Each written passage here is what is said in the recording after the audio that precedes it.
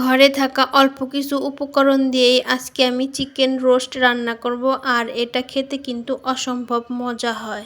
Hello everyone, আসসালামু আলাইকুম। কেমন আছেন সবাই? চলে আসলাম নতুন আরও একটা ভিডিও নিয়ে, আশা করি সঙ্গেই থাকবেন। আজকে আমি ব্রয়লার মুরগি দিয়ে রোস্ট রান্না করব। আমি ছোট ছোট পিস করে কেটে নিয়েছি। তারপরে প্রথমে লবণ আর লেবু দিয়ে আমি কিছুক্ষণ মাখিয়ে রেখে দিয়েছিলাম। এখন হালকা করে একটু ভেজে নিলাম। আমি যেভাবে রোস্ট রান্না করি ঠিক সেইভাবে রোস্ট রান্নার রেসিপিটা আজকে দেওয়ার ট্রাই করব। ঘরে থাকা অল্প কিছু উপকরণ দিয়েই আপনি এই রোস্টটা রান্না করে নিতে পারবেন। সাধারণত রোস্ট রান্না করতে গেলে আমি অত বেশি মশলা দেই না। আমার ঘরে যেগুলো থাকে আমি সেগুলো দিয়েই রোস্ট রান্না করি, আর এটা খেতে অনেক বেশি মজা হয়। তো চিকেনটা ভেজে আমি তুলে রেখে তারপরে কিছুটা বেরেস্তা উঠিয়ে নিলাম প্রথমে।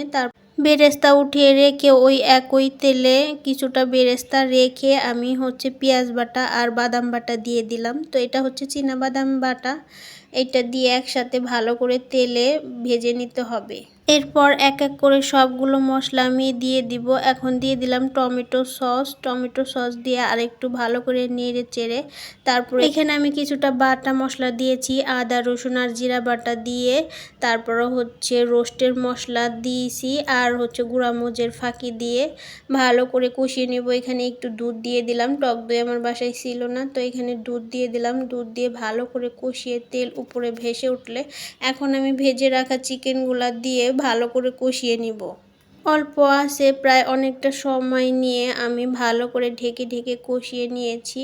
কষানো প্রায় হয়ে গেছে। এখন আমি একটুখানি ঝোলের জন্য আর কি পানি দেব। এখানে আমি পানির বদলে গরুর দুধ আগের থেকে জাল দিয়ে রাখা গরুর দুধ দিয়ে দিলাম অল্প পরিমাণ।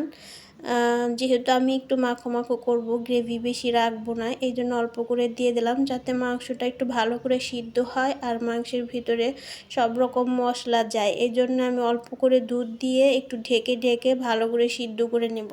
এখানে চুলার জালটা খুবই কম রাখতে হবে, না হলে নিচ থেকে লেগে যাবে, আর অনবরত একটু পরপর নেড়ে দিতে হবে, না হলে কিন্তু তলায় লেগে যাবে।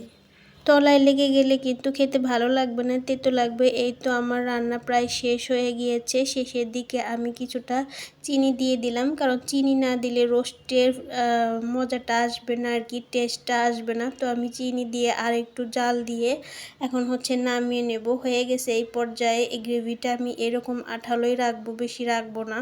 তো হওয়ার পরে শেষের দিকে আমি একটু বেরেস্তা দিয়ে দিলাম। বেরেস্তা দিয়ে নাড়াচাড়া করে এই তো এখন আমি অন্য একটা বাটিতে বেড়ে নিচ্ছি। এভাবেই আমি অল্প উপকরণ দিয়ে অল্প মশলা দিয়ে রোস্ট রান্না করে থাকি। এভাবে খেতে ভালো লাগে। আপনারাও এভাবে রান্না করে খেয়ে দেখতে পারেন, খেতে কিন্তু ভালোই লাগে। রেসিপিটা কেমন লেগেছে জানাবেন।